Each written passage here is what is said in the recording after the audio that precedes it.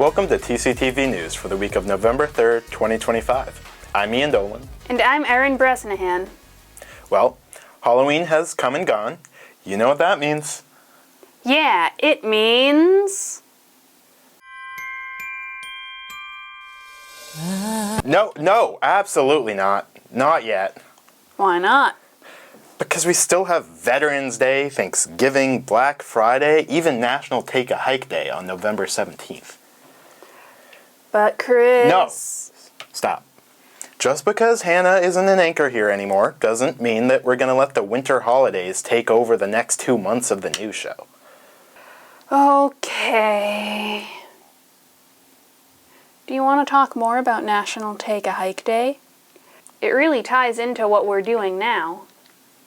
Perhaps we can talk about that later, but first, how about we cover the news? A large portion of Templeton is in a Level 3 critical drought, while the remainder is in a Level 2 significant drought. Did you know that the Select Board changed its regular meeting days from Wednesdays to Mondays? The first edition of Monday Night Select Board took place the night before filming this new show. The Select Board's meeting schedule will be available on the town website, templetonma.gov.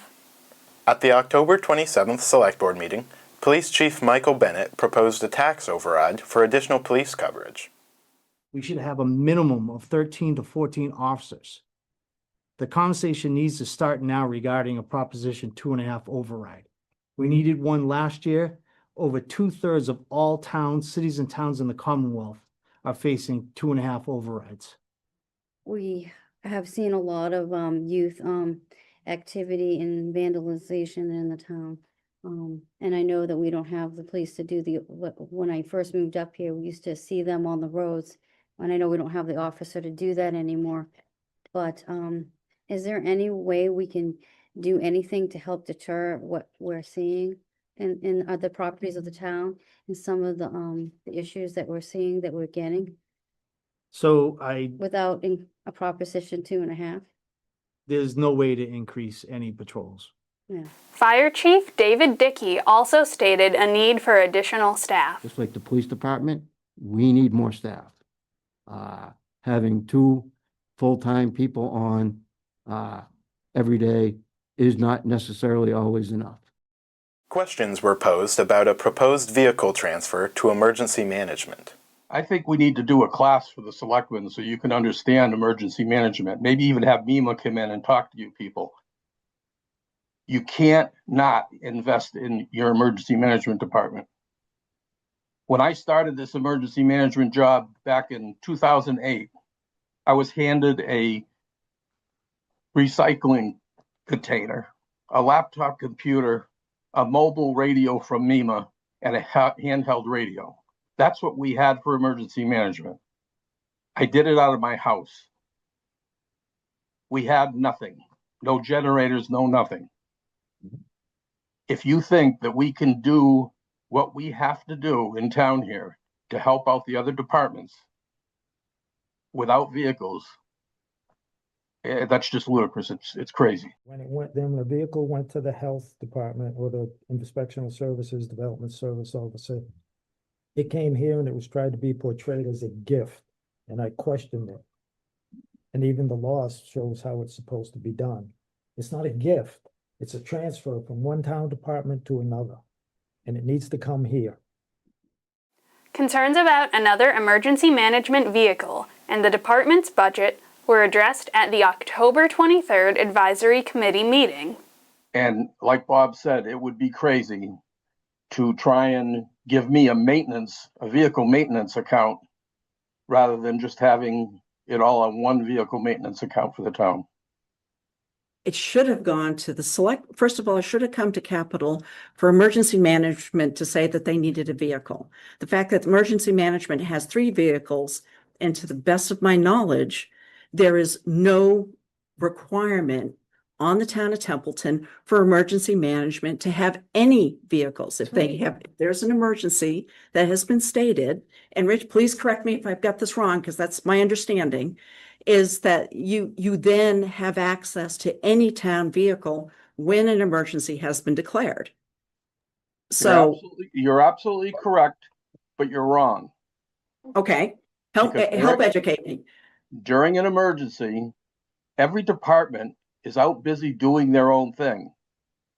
If I take a vehicle away from the fire department, or if I take a vehicle away from Bob at the DPW, that is preventing their people from getting their work done. Now, if you think that I can steal vehicles from other departments anytime I need to move a vehicle, it's just not going to happen. The one that was just repainted, re-signed, everything else, that never went to capital, is my That didn't go to capital, that was approved, like you said, through Adam. which was incorrect. That should have gone to the select board. I think we do need to make a recommendation to the select board for policy on how they want to handle potential either reuse or surplus of vehicles and anything that's in that would fall into that capital range. You see, I have an issue with a budget, and that is that my budget is driven by need. And those needs aren't something that I can list ahead of time, most of the time. I'm not saying you do anything wrong. What I'm saying is everything needs to be transparent. Along with those, apologies were sought for previous comments that were made by board members. One of your board members pretty much came out at the last meeting and directly called me and Rich a liar. That hurts. You have many dedicated employees here, and 2 of them are here tonight. I wouldn't even think about doing anything wrong in this town. There's so many eyes and ears around here. I wouldn't even put my name on. I was brought up with a good name and a proud name. And I'm not going to have this town take me down. It's very upsetting. And I think you should do a public apology. This town is belittling all their good department heads. They say stuff they shouldn't say. If there's a problem, my door's always open. Any of you guys, any of the select board, any committee, come on in, call, email, work with us, be proactive, make us feel like we're appreciated. It's getting bad. It does away. I apologize, Rich.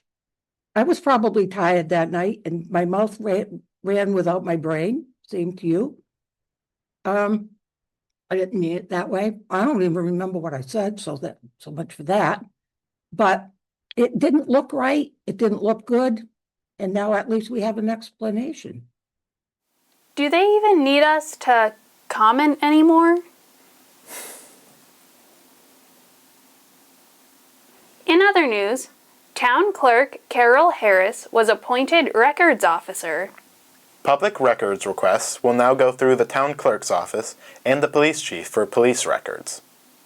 A records request form will be available on the town website, templetonma.gov. Templeton's hazard mitigation plan is set to be finalized by February. Watch for a December select board meeting to review the plan. Speaking of hazard mitigation, an infectious disease trailer has arrived with a personal protective equipment, or PPE, cache. Here's a question for the Capital Improvements Committee. Should Templeton have a centrally located fire station? You have ALS service. Only in Baldwinsville. No, you have ALS service in the entire town. The fire station happens to be in Baldwinville, which nothing I can do about that yet, although I will be talking to Justice's group with capital planning on a study to try to build a new station and make it centrally located. So a 13-minute time frame to get to my house Is unacceptable, is under ALS? is unacceptable, but you have ALS, you have paramedic service. Want a digital sign, Templeton? TCTV has a proposal for digital signage to earn a revenue stream for TCTV's survival and our town's economic growth. This is the quote that was submitted to the Economic Development Committee for the digital sign. And we had planned to possibly do it right out front. We were going to place the sign out in front of this building. You get 8,000 cars pass here a day, I believe. And I think it would be a nice look for the town, a nice modern and professional look to have a digital sign out there. And it would allow us to obviously tout town events and things of that nature, or deadlines like taxes due, or dog licenses are due, and also provide a place to put branded advertising and sell it. And that could be a very important revenue stream for the cable department and TCTV, as I think some of you know that we're in deep financial trouble and we need to find sustainable revenue streams. Concerns were expressed by Advisory Committee Chair Noel Francis about state land sales at former Templeton Developmental Center property. That the governor has ordered the sale of 5 acres of land at the Fernal School in the town of Templeton, and 5 acres of land in Phillipston of the Fernal School state property. And I really have a lot of issues with this. First of all, it appears, and I may be wrong, but it appears that the town was not notified by the state about the auctioning of this land. That's number one. Number two is the town has no idea if additional land is to be sold, and there's a lot of land out there.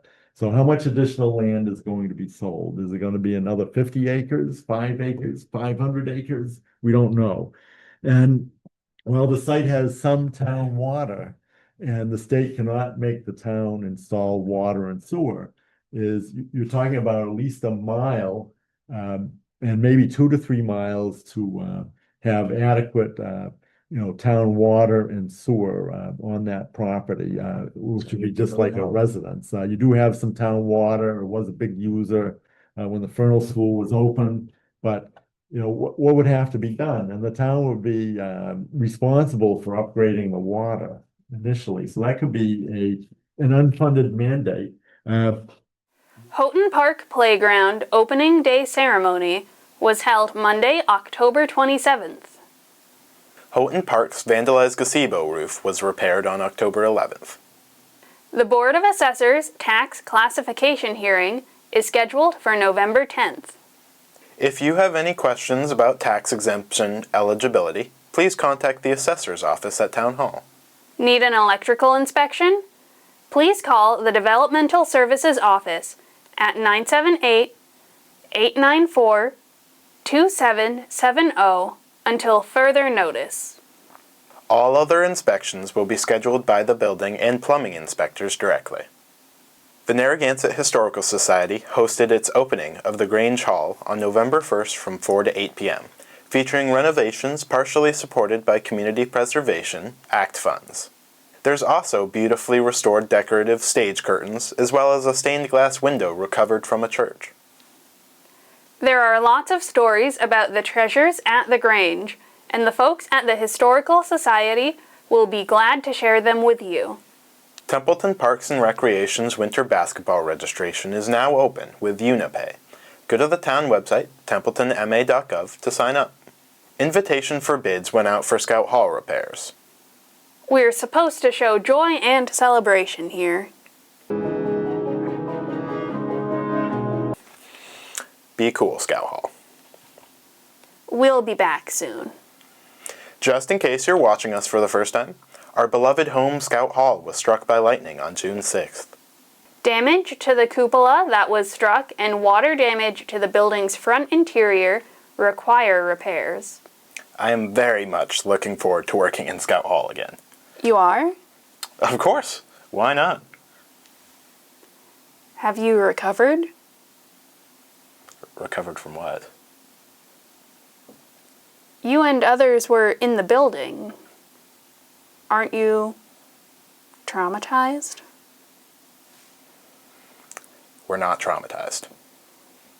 Everyone got out safely, and we even had time to get all of our computers and cameras. But it was an inferno. Aaron, it was not an inferno. There were flames. Small, itty-bitty little flames on the cupola. Fire trucks from Templeton and Gardner responded. It was a scene, but it certainly wasn't the towering inferno either. Did your life flash before your eyes? No. I was told to go home. You look traumatized. I'm only traumatized by these questions. Okay, okay.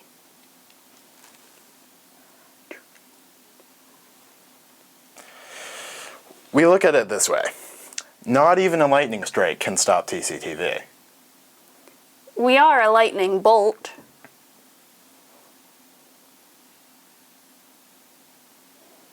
I wouldn't go that far. Speaking of Templeton Fire Department response, did you know that the fire department offers car seat installations? If you need help with inspecting and installing your child's car seat, please call the fire department office to set up an appointment. Several committees, including the Zoning Board of Appeals, or ZBA, and Agricultural Commission, still have open seats. If you are interested in volunteering, please go to the Select Board office for more info. You can also fill out a form at the town website, templetonma.gov. Fall is still going strong and sunset is getting earlier every day. Let's look at the weather for the next couple weeks.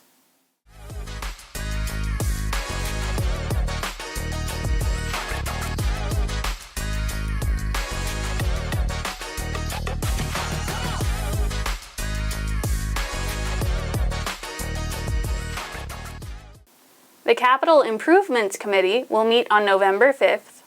The Select Board will meet on November 10th. The Conservation Commission will meet on November 17th. The Zoning Board of Appeals, or ZBA, will meet on November 18th. The Capital Improvements Committee will meet on November 19th. The Advisory Committee meets on November 20th. And don't forget, Fall Town Meeting is on November 12th at 6 p.m. in the Narragansett Middle School Auditorium. TCTV will be there to record the meeting live. It's an all-day event for us. Remember, Templeton, you can keep an eye out for unhealthy air by checking the air quality sensor map. Go to the town website, templetonma.gov, and click the link. Now, for the Health and Wellness Report. As of October 23rd, there were no positive cases of COVID, EEE, or West Nile virus reported in Templeton. The town remains at low risk for all three communicable diseases. If you have any concerns about health and wellness in Templeton, please contact the Templeton Health Agent. Are we all set now? But what are our plans for... No. Take a Hike Day on November 17th. TCTV has produced several Take a Hike videos about local recreation spots for the whole family. Shall we release some of them for November 17th? Sounds like a plan. We'll leave you with some Take a Hike sights and sounds. This has been TCTV News for the week of November 3rd, 2025. I'm Ian Dolan. And I'm Erin Bresnahan. Thank you for watching. You do look a little traumatized. Stop it.